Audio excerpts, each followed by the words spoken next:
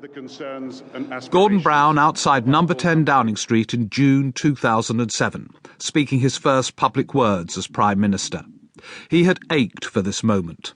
Unlike most leaders in waiting, he had made it to the top, a triumph of stamina and purpose, at the very least. He was taking over from a politician of the same party.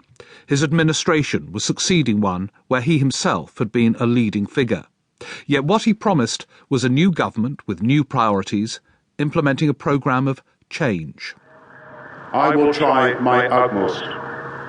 This is my promise to all of the people of Britain. And now let the work of change begin.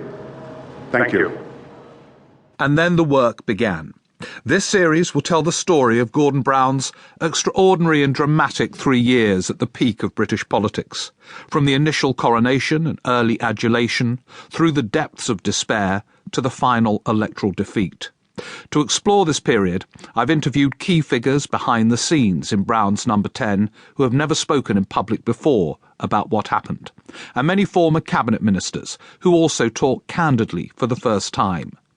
His early strategy is explained by one of his closest advisers for many years, Spencer Livermore. It was very clear how we wanted to position Gordon from the outset, and it was, I believe, a positioning that could have been durable and most certainly would have won him an early election. We'd reached a point of the Blair government where the public had slightly fallen out of love with Tony Blair, but essentially were still in a new Labour position. They wanted to focus on health, education, investment in the public services.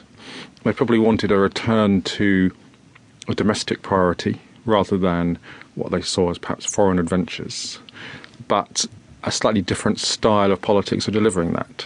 But did the two of you, in advance of him getting into number 10, or in those early days, have discussions about what the driving purpose was? The discussions at that time focused much more on communications and positioning, and that may in itself, looking back, be reflective of the fact that there was less of an agenda to discuss, and that ultimately may say a lot about why, when that positioning collapsed after the election wasn't held in the autumn, that there was much less then to fall back on. Yet some of his allies had told Brown to spell out clearly why he wanted to become Prime Minister in advance, to go beyond the vague mantra of change. One of them was his most trusted confidant, Ed Balls. In those months before becoming leader, I think he was sort of, in some ways, more concerned...